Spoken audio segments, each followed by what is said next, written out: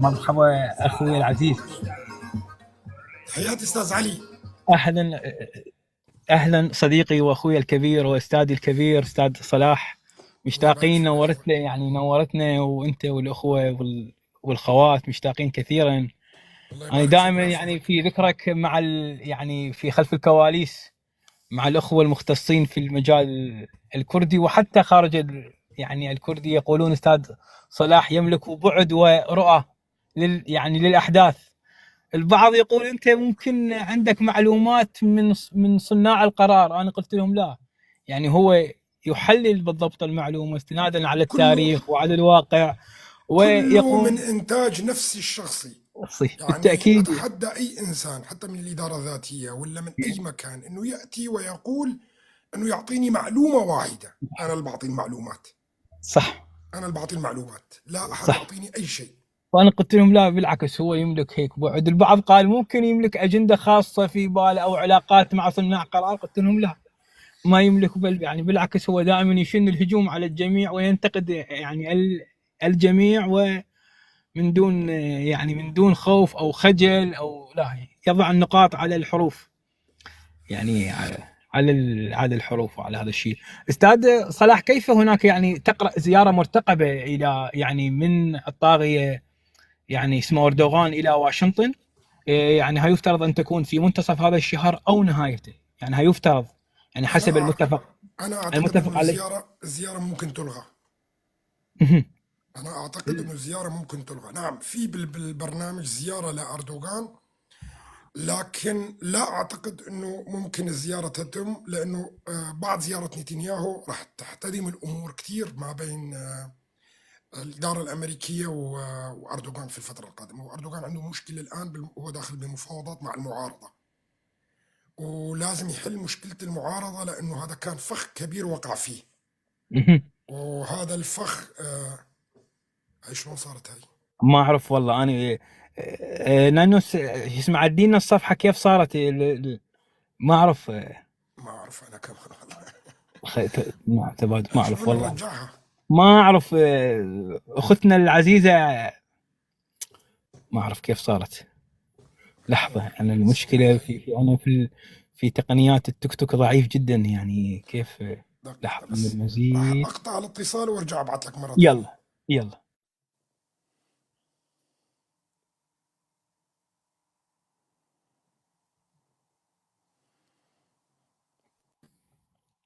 لازم نفتح جولة بسرعة مشان ما انا افتح ولا انت؟ هاي آه. هاي بعثت لك. تمام. نعم. كنا مثل ما قلت لك أستاذ علي، أنا أعتقد أنه لن تكون هناك زيارة لأردوغان، لكن ربما تحصل زيارة فعلا للولايات المتحدة الأمريكية، لأنه الأمور عم تحتدم على تركيا بشكل كبير جدا. طبعا اليوم تصريحات ترامب كانت هامة أيضا بخصوص إيران. يعني كل الناس كانت تقول انه في ضربه لايران، وانا الوحيد اللي صار لي شهور عم بقول ما في ضربه نهائيا. صح. سيتم حل الموضوع هذا عن طريق المفاوضات، تحريك القطع العسكريه وجلب الاساطيل الامريكيه للمنطقه كلياتها كان لهدف بعيد ليس متعلق بايران ابدا، وهو تركيا، هو حقيقه نعم. تركيا.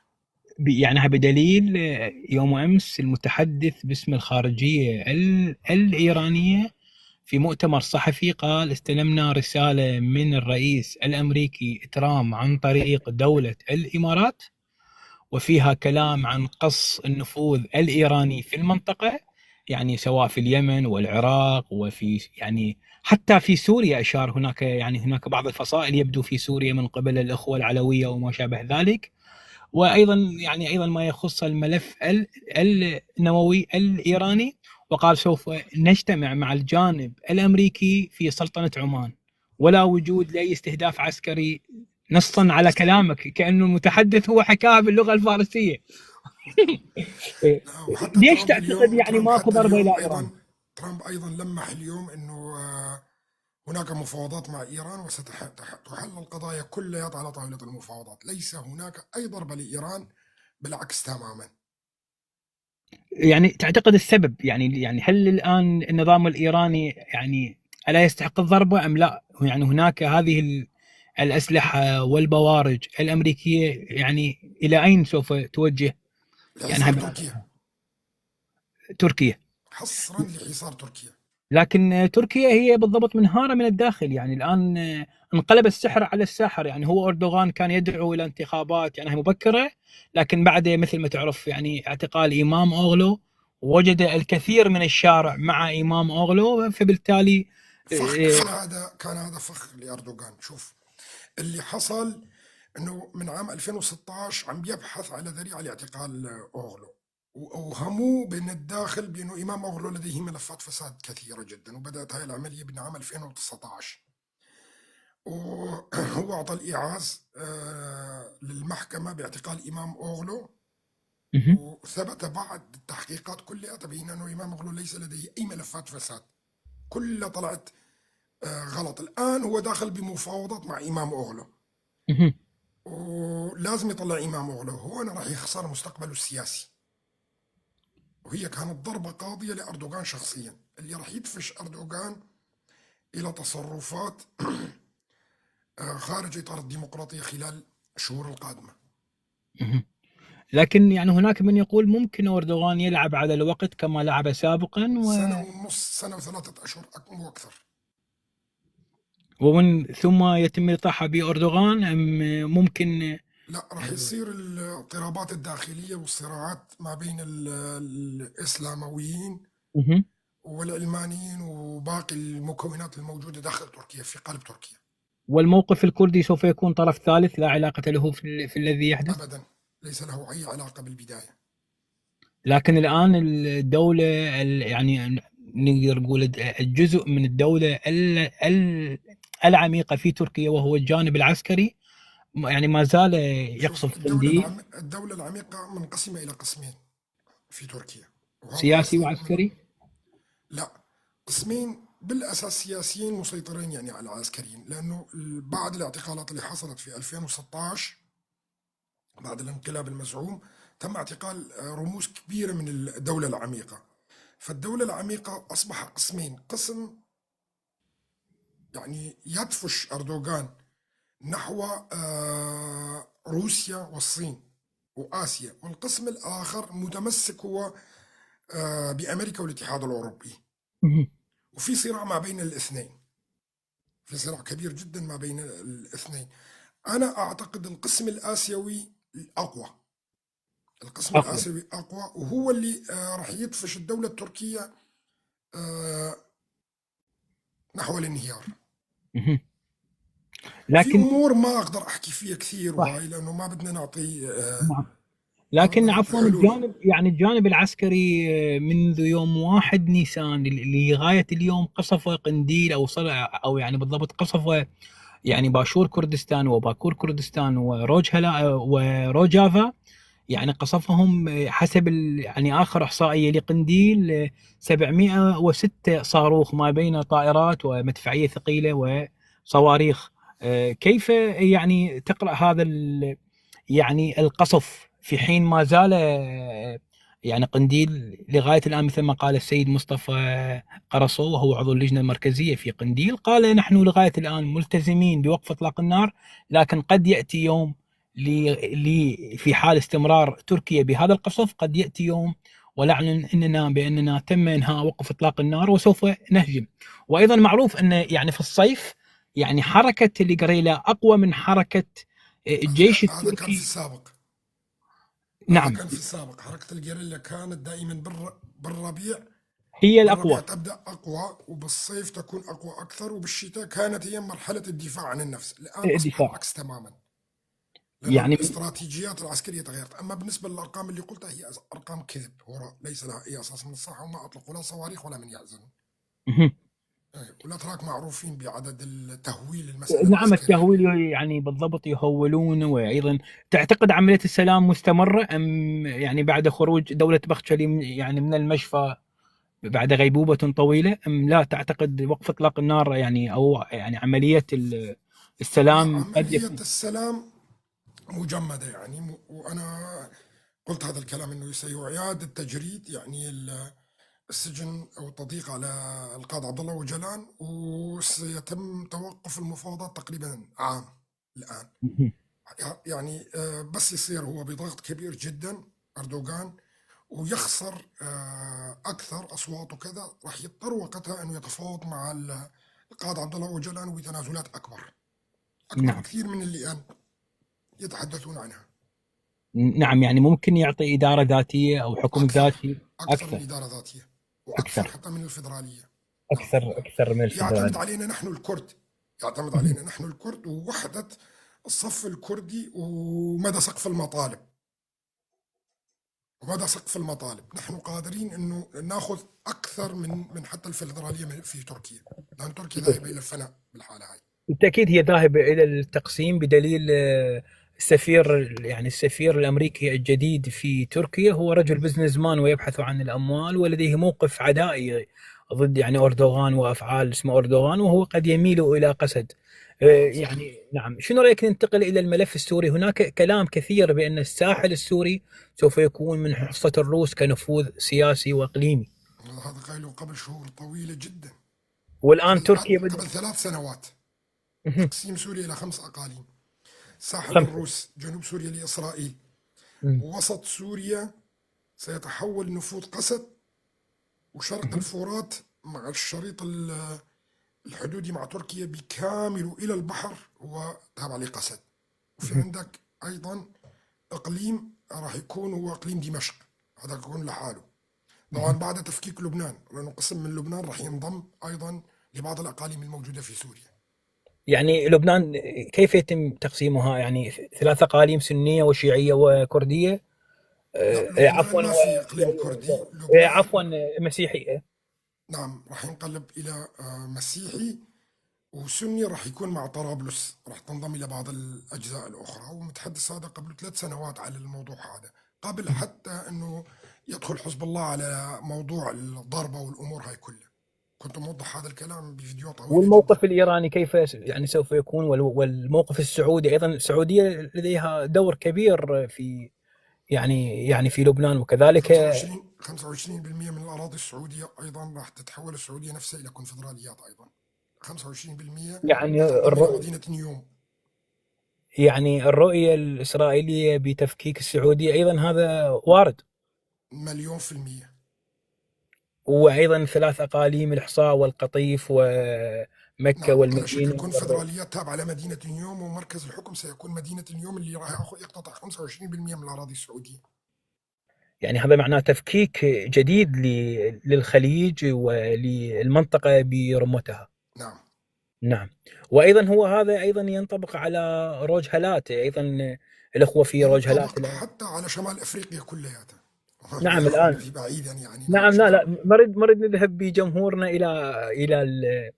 إلى شمال أفريقيا والصراع ما بين الدول يعني هناك. لكن ممكن أيضا في روجهلات، إيران أيضا مقبلة على التقسيم، والكرد هم الحصة الأقوى، بدليل بأنهم المناطق الكردية هي مناطق جبلية. وأنا هي سمعتها حتى من المعارضة العربية يعني والبلوش والأذرين، وحتى من الفرس من مجاهدين خلق، قالوا لو يكون هناك أي دور لتقسيم إيران سوف تكون كردستان هي منطلق التقسيم ومنطلق سقوط النظام الإيراني. صحيح هذا الكلام، نعم. يتم التجهيز لهذا الموضوع. وفي حتى الأذريين يعني يحاولون يكونوا ضمن قسم من الأذريين، يحاولون يكونوا ضمن كردستان، لأن لا. الأذريين جغرافيا تبعيتهم ما تساعدهم على إقليم بشكل كبير، مع أنه العدد كبير جدا الأذريين في إيران. نعم، بدليل هو اسمه خامنئي يرجع من أصول أذرية، نعم والرئيس صحيح. الإيراني الآن هو أذري وأمه كردية. لكن موقف الأذريين أنا تكلمت عن يعني، وعندي كتاب عن روجهلات لغايه الان لم يطبع، لان عندي في نقص في يعني بعض المواد. لكن موقف يعني كالاذريين في مهاباد، يعني في شو اسمه اروميا، في يعني في محافظه اذربيجان غربي كما يسموها بالضبط، يعني يعني كالايران. 315 كيلو متر اللي موجودة ما بين كرمنشاه نعم. وروجهلات، هاي المنطقة كلياتها الأذريين بدوا ينضموا لكردستان فيها. يعني نحن بدنا و نوصل لبحر قزوين. يعني البحر الى من الشمال، وهي مناطق مهمه، فبالتالي وصول الكرد الى البحر هي الخطوه الاهم في القضيه الكرديه. بحر قزوين هو عبارة عن بحر مغلق، ما له مفتوح على بحار أخرى. هو مطل على روسيا. مطل على روسيا نعم. نعم نعم، والذي يعرف بأهم مادة في العالم وأغلى مادة في العالم هي الكافيار الذي يخرج نعم. من سمك السمك. الحفش. نعم، سمك الحفش هو جدا غالي جدا. يعني فيعني بالتالي رؤية السيد أوجلان بشرق أوسط جديد، هذا الشيء يبدأ بها، وأيضا يبدأ بها الكلام أيضا عن أنه بالضبط ممكن الاتحاد الأوروبي يتم تفكيكه، وأنت تكلمت عن هذا كثيرا. نعم، والآن الاتحاد بدأ. الأوروبي سيتم تفكيكه وتحويله إلى شكل جديد، وهاي رؤية مستقبلية جدا. في عام 2033 ستبدأ بوادرها. خريطة التحالفات بالعالم كلية تقريبا سوف تتغير. هاي رؤيتي أنا الشخصية طبعا، هنا كلها أنا متحدث فيها حتى عن سود أمريكا، متحدث أيضا عن أفريقيا ووسط أفريقيا وشمال أفريقيا أيضا، ومتحدث عن الشرق الأوسط فيها أيضا، وفي عندك كمان حتى في جنوب شرق آسيا هناك تحولات كبيرة جدا. هناك حرب قادمة لا محالة في بحر الصين. تعتقد الصين يتم تفكيكها؟ التبت، يعني اقليم التبت وتايوان والايغور الصيني اللي هي منطقه يتم تفكيكه، واسمه هونغ كونغ يتم تفكيكه ام لا؟ لا، الصين، لا، بس جمهوريه في دولة الصين. أخرى كبيرة جدا سيتم تفكيكها. وهي روسيا. كيف يتم تفكيكها؟ يعني قصدك يعني الشيشان والانغوش والطاجكستان يعني يتم تفكيكها من يعني من هذه الناحيه؟ سيتم تفكيكها، حتى الروس نفسهم راح يتحولوا إلى أقاليم. العالم كله راح يتحول على شكل كونفدراليات تقريبا. مهم. مع هاي وجود اربع كونفدراليات كرديه هي الاقوى، وهي التي يمر منها طريق بالنسبة الحرير. للشرق الأوسط نعم، هي المسيطرة نعم. تقريبا على قلب العالم. مهم. كيف تقرأ صعود الهند الآن، وخاصة أن يعني ترامب لم يشمل الهند يعني بالضريبة الجمركية والتعرفة الجمركية؟ أنا هل راح أتحدث صعود عن هذا الهند الموضوع هو كمان. ضربة؟ قبل تحدثت عن هذا الموضوع قبل 3 سنوات، قلت للناس كلها أنه سيتم الاعتماد على الهند في السنوات القادمة لتكون منافسة بشرية للصين، منافسة بشرية هنا بالنسبة للصناعات هم الآن يعني عدد نفوسهم أكثر من الصين حسب الإحصاءات يعني لا، الأخيرة. تقريبا متقاربين نوعا ما. متقاربة، نعم. لكن موقف باكستان يعني أيضا دولة قوية وتملك السلاح والعدد والكذا، وأيضا تملك مسلمين متطرفين يعني في نفس الوقت. يعني هذول كلياتهم سيتوجهون إلى جنوب شرق آسيا مستقبلا. هم راح يكونوا الأداة اللي راح يقسموا فيها المنطقة كلها، خصوصا الصين أيضا، لأنه الصين. في أجزاء من الصين، في أجزاء راح تنضم إلى الصين، وفي أجزاء راح تنفصل عن الصين. الصين عينها على منغوليا، منغوليا اللي وتحاول هي. بأي شكل من الأشكال أن تضم منغوليا. مساحات شاسعة جدا. اللي بيحمي منغوليا هم الروس، مهم. ولسنوات طويلة جدا اللي كانوا يمنعون الصين من ابتلاع منغوليا هم الروس. الروس، آه. فبالتالي تقسيم الروس وضعاف الدولة الروسي.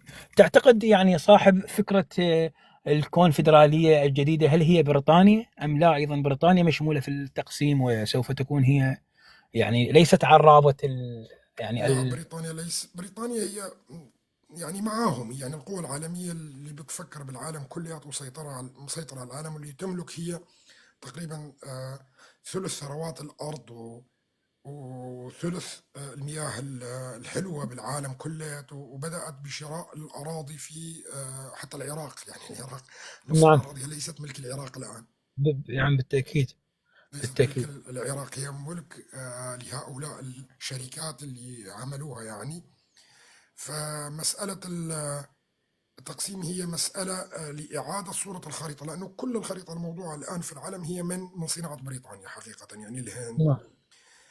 باكستان هي جزء كانت من الهند، أفغانستان هي جزء من باكستان، بنغلاديش هي كانت جزء من الهند، والدول هاي كلها تقسمتها بريطانيا. والشرق الأوسط كان نفس الشيء. وكمان عندنا اللي عمل الولايات المتحدة الأمريكية هو أيضا بريطانيا. يعني قبل كان شو اسمها؟ كان اسمها نيو بريطانيا. قبل يعني. وعملت فيها الحرب الأهلية وتوحدت يعني بعد الحرب الأهلية اللي حصلت، وقضوا فيها على كتير حركات كانت موجودة، وبالأخص الحركات الهنود الحمر، أو اللي يسمونهم الأمريكيين اللاتينيين. نعم. وتشكلت الولايات المتحدة الأمريكية وقتها يعني. وكان هذا بدعم كبير جدا من حركة المرابين العالمين اللي كانت بتسيطر على البنك المركزي البريطاني بعد ما اشتروه، ومولوا الحرب العالمية الأولى ومولوا الحرب العالمية الثانية من بعدها طبعا. نعم. فالمسألة أنه رسم الخريطة العالم رسمتها بريطانيا، يعني كل الدول الموجودة حاليا هي كانت رسمة بريطانية حقيقة. الصوت ضعيف بس ذاك خليني أرفع الصوت. الصوت واضح. عم بيقولوا الصوت ضعيف، الآن أعتقد أنه الصوت أفضل. نعم. فهي رسمة كانت موضوعة ومرسوم لها من سنوات طويلة جدا. الآن في توجه لإعادة رسم الخرائط في العالم كلياته، لكن سيبدأ بالشرق الأوسط أولا. ويبدأ بسوريا وتركيا. يبدأ بسوريا وتركيا وإيران ومصر والمملكة مصر العربية أيضا مشمولة. السعودية. نعم، كل هذا مشمول فيها. لدينا مصر مصر، تكون أقاليم ثلاث أيضا، يعني إقليم الصحراء سيناء، وإقليم إقليم النوبة في النوبة الجنوب، في الجنوب. وعندك وسط مصر ودلتا مصر، دلتا مصر يسموها مصر نعم. العليا ومصر السفلى. مصر العليا هي منطقة الصعيد، ومصر السفلى هي منطقة دلتا النيل اللي تقع على البحر المتوسط. نعم. فبالتالي لكن هل هذا اللي يرافق التقسيم الكبير عدد السكان أيضا سوف يقل أم سوف يزيد حسب اعتقادك لا، راح كسكان؟ عدد السكان راح يقل أكيد، يقل راح مع يقل. وجود هذه التكنولوجيا أوروبا تحتاج 100 في عام 2050. أوروبا تحتاج إلى 100 مليون مهاجر. 100 مليون مهاجر. 100 مليون مهاجر. لابد من افتعال حروب في 3 دول أساسية اللي هي أكبر عدد سكان في الشرق الأوسط، اللي هي تركيا، إيران، ومصر. ومصر. تعتقد مصر أيضا سقوط النظام أم حرب أهلية من الداخل، ويعني يكون في ما هو مهم شلون شكلها. شكلها؟ مو مهم، لا أبدا. أنا ما التفاصيل هاي بنتركها لبعدين يعني. صح. ممكن حروب، ممكن حصار اقتصادي، كل مو المهم الخطة بالنهاية، هذا هو المهم. نعم. يعني هاي بالأمس كنت مع بعض الأخوة، ويعني تكلمنا عن أحد الأساليب التي تم استخدامها مؤخرا في تركيا، وهي حرب الزلازل، يعني حرب الجيو يعني الكونتونية، وأنت سابقا يمكن شرت إليها نعم، نعم. ممكن الآن تكرارها في تركيا في حال، يعني هناك من يعتقد هذه الزلازل طبيعية، لكن أنا قلت لهم لا، يعني الزلازل في إيران وفي تركيا هي من وهذا افتعال. يسمونه مشروع حرب، وأنا ما بدي أتحدث عن هذا الموضوع لأنه في خطورة، يعني لأنه هذا مشاريع سرية تقام على هي دق الصفائح الكانتونية ببعضها ببعض. يعني في عندنا الصفيحة العربية، وفي عندنا الصفيحة الآسيوية الآسيوية، وفي عندنا الصفيحة الجنوب شرقية، والصحيفة الأوروبية، ويتم تحريكها عن طريق أمواج كهرومغناطيسية عالية جدا، وتحدث هذا. بس ما بدنا نحكي عن هذا الموضوع. نعم. تكتونية، يعني نعم، صفائح نعم تكتونية. الإلكترونية. فبالتالي تركيا مشمولة بهذه الحرب، يعني خاصة هي سابقا مرت بها يعني نوعا ما. مشمولة طبعا، يعني هي بتزيد البلا، يعني فهمت علي شلون؟ يعني يكون الوضع نعم. الاقتصادي تعبان، وفي حصار عليها نوعا ما وكذا، ولما تجيها منطقة مسألة زلزال وهاي وهذا بيساعد كثيرا يعني الدول انه تفكفك الدول فيها يعني. نعم يساعد فيها. نعم. نعم. فبالتأكيد يعني هم مقبلين على حرب وعلى تفكيك، وعلى خاصة الآن هي الآن يعني هاي تركيا يعني تفعل هذا في ليبيا عن طريق استخراج الغاز الصخري عبر ضخ المياه وتكسير الصخور، فبالتالي يولد مشاكل في طبيعة الصفائح الكونتونية في ليبيا. الآن هي تركيا يعني وحتى أيضا هذا يعني هم يتم استخدامه في الساحل الأفريقي كما أنت أشرت إليه، يتم استخدامه من خلال هذا النفوذ الكبير الآن لكن الشيء الغريب، يعني أنا هذا سابقا ما طرحه، لكن أطرحه معاك لأن أنت ما شاء الله عندك بعد كبير. أمريكا في الشرق الأوسط هي تحارب إيران وتدعم تركيا، لا يعني لا هيك ما المصطلح، عمرها امريكا كانت عدوة لايران، ولا ايران عدوة لامريكا، يعني هاي كذبة. لكن لكن في الساحل الافريقي امريكا تدعم إيران وتدعم حملات يعني نقدر نقولها التشيع الكبيرة، وتدعم تركيا ضد النفوذ الصيني الآن في الساحل الأفريقي، وضد الروس وضد قوات الروسية التي تعرف في قوات فاغنر. يعني هذه المعادلة غريبة يعني، وهي التي أزاحت النفوذ الفرنسي وجاءت به إلى الشرق الأوسط شوف يعني. أستاذ علي، سياسة الولايات المتحدة الأمريكية والقوى العالمية كلياتها هي خلق العدو. خلق العدو مو مهم انها تنهي العدو تبعها بقدر ما هو المهم السيطرة على هذا العدو. هذا المهم بالنسبة لتلك القوى. فلذلك بنشوف نحن قوى عديدة يعني قادرة الولايات المتحدة الأمريكية هي أعداء لها إنهاء. يعني ما قادرة الولايات المتحدة الأمريكية أنه تنهي فاغنر في وسط أفريقيا، قادرة بكل سهولة، وقادرة أنه تنهي إيران. لكن كل هاي الدول أساسا هي ما هي أعداء لها. كل هاي الدول هي اللي صنعت العداء هذا، وأنا وضحته بشكل كبير جدا لحتى نعم تمرق مشاريعها.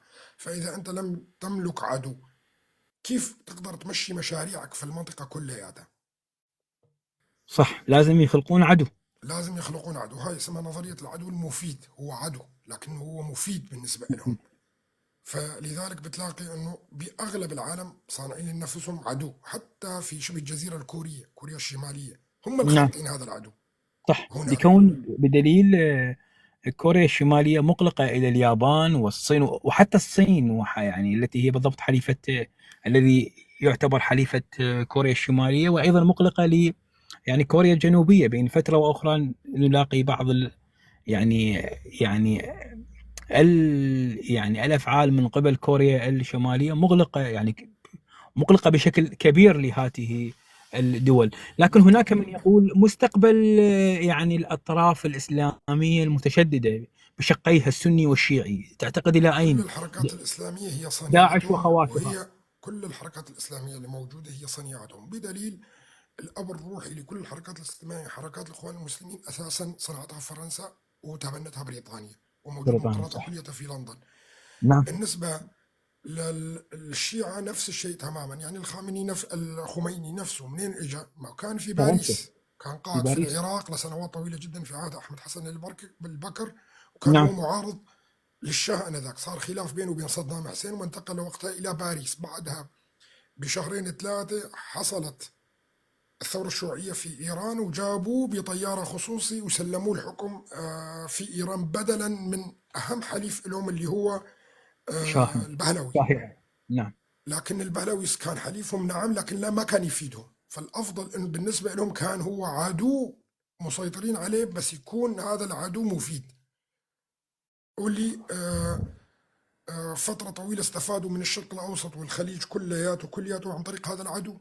شلون هذا العدو كان يدعموا ويبيعوا العراق الأسلحة ويبيعوا الخليج كله الأسلحة. الآن نحن داخلين في ركود اقتصادي كبير جدا، وهذا الركود صح. الاقتصادي يحتاج إلى حرب كبيرة جدا. أعتقد أنه هناك حربين قادمة، واحدة منها في بحر الصين، والحرب الأخرى الثانية هي في الشرق الأوسط. ولا بد من الحربين لا محالة حتى تنفك الأزمة الاقتصادية والاحتقان الموجود في العالم كله. يعني في بحر الصين، يعني في الشرق الأوسط يعني هي واضحة، تركيا وإيران والعراق وسوريا، وسوف يكون يعني كردستان دور كبير بازدهارها، وتكون هي يعني أنا باعتقادي يعني كردستان وحتى روجافا. البعض ينتقدني يقول لي كيف أنت تعتقد بأن تركيا سوف يكون لديها بالضبط علاقات مع روجافا وتبادل يعني تجاري. قلت تاريخيا في عام 2003 عندما سقط يعني الطاغية صدام وتم الاعتراف بشكل رسمي بإقليم كردستان في المحافل يعني الدولية، يعني في وقتها تركيا قالت نحن لا نتعامل مع شيوخ وزعماء القبائل في المنطقة الشمالية للعراق، أي يعني هم بالضبط يقصدون السيد مام جلال والسيد مسعود برزاني. لكن اليوم أكبر تبادل يعني أكبر تبادل اقتصادي وتجاري هو عبر كردستان العراق، يعني عبر باشور كردستان نحو الخليج من قبل تركيا. فبالتالي هي ايضا مجبره تركيا بالتعامل مع روجافا لغرض تمريرها، يعني تمرير بضاعتها وتمرير وضعها والوصول يعني بضاعها الى اواسط اسيا عن طريق روجافا. لكن بس قضية يعني الصراع في يعني في الصين لم يطرق يعني كثيرا دائما، يعني ما استمع له. لكن انا اذا ممكن اكثر توضيح له، ولو ادري بكم يعني قد ما يعني.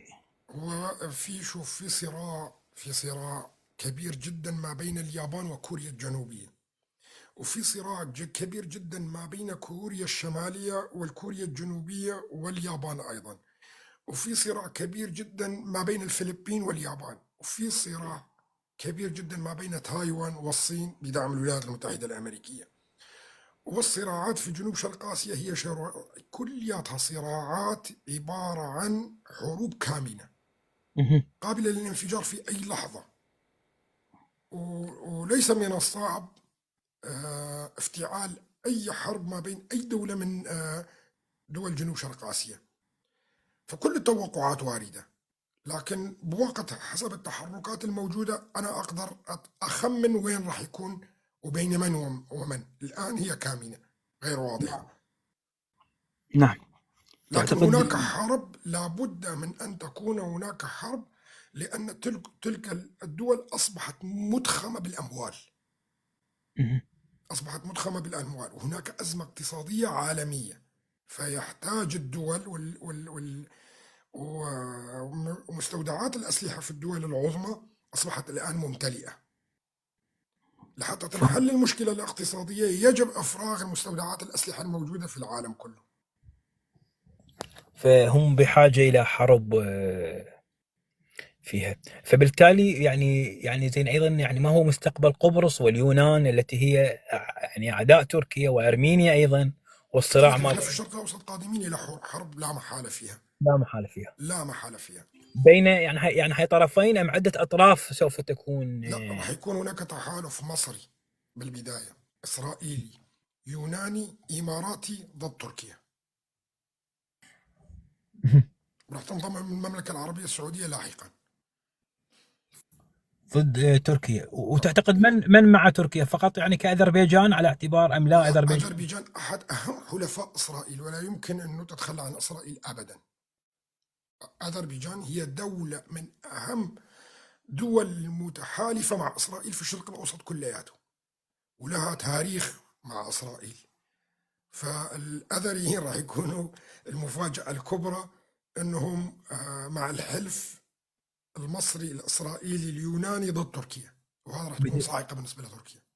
بدليل هم اعترفوا مؤخرا بقبرص، يعني بقبرص، يعني هذا الموقف كان صادم بالنسبة لي. كيف هم اعترفوا، يعني تم الاعتراف بقبرص يعني قبرص اليونانية، وهم يعني محسوبين سياسيا على تركيا، نعم. لكن يبدو بها في هذا الشيء. نعم، هذا الشيء مو يعني محير. فبالتالي الكردي والمنطقة شوف الكردية. نعم. أستاذ علي، تعلمت في السياسة كل ما يقال في الإعلام في السياسة لا يطبق، طيب. وكل ما لا يقال يطبق، وكل شيء تراه غير منطقي هو الذي ينفذ. وتعتقد يعني حروب الزلازل انت ما حبيت يعني تذكرها، بس انا راح اخليك شوي ولو تذكر منها. تعتقد هي هاي نوع يعني من الحروب، يعني يعتبر الحرب يعني نوع من السلاح الثالث بعد السيف والطلقة والنووي؟ شوف، حروب الزلازل هي ضد الدول اللي بتملك ثروات كبيرة جدا، بيفتعلوها من أجل إعادة الأعمار، لحتى الشركات تبعيتهم ترجع تعيد الأعمار وتشتغل وكذا وهاي وياخذوا الثروات اللي موجودة فيها. بس أكثر من هيك ما أقدر صح. يعني انا أتحدث قرأت، فيها. يعني والله انا قرأت عنك يعني كثير، ووجدت بان تركيا مرت بها، وحتى يعني ايران، وايضا يعني البعض يقول حتى اليابان، يعني بعض الاحيان امريكا تقوم بتنفيذ اليابان نعم، لأنه أغلب الشركات إعادة الأعمار اللي موجودة في اليابان هي شركات أمريكية، بعقود من بعد الحرب العالمية الثانية، بعد ما سلم إمبراطور اليابان للولايات المتحدة الأمريكية. نعم. نعم. نعم. على كل، الحديث بهذا الموضوع هو شوي طويل. يعني في صح، معقد وطويل وحساس. ان شاء الله نعمل اسم حلقة ونفتح الكمبيوتر واكون بكل معاك سرور. ونتكلم عن النفوذ التركي في الساحل الافريقي في كل بكل دولة سرور، فيه. مو ان شاء بالساحل الله. الغربي، بوسط أفريقيا عندك نعم. نعم. مالي والتشاد وبوركينا فاسو ولشركة وسوريا والنيجر. روسيا فيها. نعم نعم، نتكلم عنها ونتكلم عن هذا نفوذها ونتكلم عن هذا الشيء. إن شاء الله. انا جدا جدا يعني سعيد بالانضمام اليك، ويعني انا هاي المواضيع التي تحمل بعد كبير لا اطلقها يعني مع الجميع، فقط معاك، لان ما شاء الله عندك رؤيه بعيده ما ومستقبل. بحب أتحدث في مواضيع طويلة جدا، لأنه الأخوة اللي موجودين في وسائل التواصل الاجتماعي ما بيفهموا أنك تعطي رؤية بعد 20 عام أو صح بعد 30 عام أو بعد صح 50 عام. صح. هؤلاء يعني راح يجوك بعد يومين ثلاثة بيقول لك ما صار هذا الشيء، راح يا ينسى إنه ممنون هاي يا بعد 50 عام. فأنا بتعامل مع اللي موجودين على وسائل التواصل الاجتماعي على أبعد تقدير عام واحد فقط. عام. نعم نعم. فلذلك أنا بطلق الشغلة يعني اللي بتحدث راح تحصل بعد أسابيع، بعد أيام، بعد عدة شهور، ممكن سنة ونص، لأنه متعلق بالقضية الكردية. أبعد من هيك ما بعطي أي رؤية، لأنه مو صعب إنك تثبت النظرية هاي إلا في حال وقوعها. نعم فالناس شو بده يهمه بعد بقضية راح تحصل بعد 30 عام، يعني صح. شو الناس بده يطلع إنه هذا كلام صحيح صائب ولا غير صائب. صح صح بالتاكيد. انا اشكرك مره اخرى، شكرا جزيلا أستاذ علي. اطلب من المتابعين ان يتابعوني، وانا اسف خاف اطلقه وهاي يعني على منصه الاخ لا لا، استاذ صلاح، يعني اذا يتابعوني انا شريف يعني اكون سعيد، ويعني ما في ويشرفني مشكلة. أنا متابعتكم. والله أنا بطردهم، أنا بقول لهم لا حدا يتابعني ولا حدا يجي لا لا لعندي، ما بالعكس، مهمين أنا بالنسبة متابعك إلي يعني. وانا جدا يعني ف سعيد. فشيلوا شيلوا المتابعة علي وروحوا عند الأستاذ علي. لا بالعكس، انا وانت واحد ان شاء الله، وانت إن شاء الله. استاذنا ويعني لا لا، إنه قدوتنا. المقصد إنه أنا ما بتأثر بهذه الأمور، بالعكس لا أنا صحيح أتمنى إنه يكون العدد أقل عندي. صح، لان يعني يطرقون عليك يعني شو اسمه اسئله كثيره، ويعني احيانا يقطعون الفكره او كذا او ما شابه ذلك. بالضبط. نعم. شكرا لك استاذ، وانا شكرا جدا أستاذ ممتن علي. لك، وان شاء الله نكون على تواصل، واتمنى لك ليله شكرا. سعيده لك وللاخوه الاعزاء. شكرا لك، أنا بالسلامه. الحلقة الجزء هذا راح أنزله كمان على اليوتيوب، يعني أنا بحب الناس بالتاكيد تتعرف عليك حتى أنت، يعني إن بالتاكيد. شاء الله. اشكرك يسعدني هذا الشيء. اشكرك استاذنا العزيز، الله شكرا يخليك. جزيلا أستاذ علي، اتمنى وإن لك شاء ليله الله لنا سعيده. لقاءات أخرى إن شاء الله. بالتاكيد اشكرك استاذ، بالسلامه، اتمنى لك تحياتي، ليله مع السلامة. سعيده.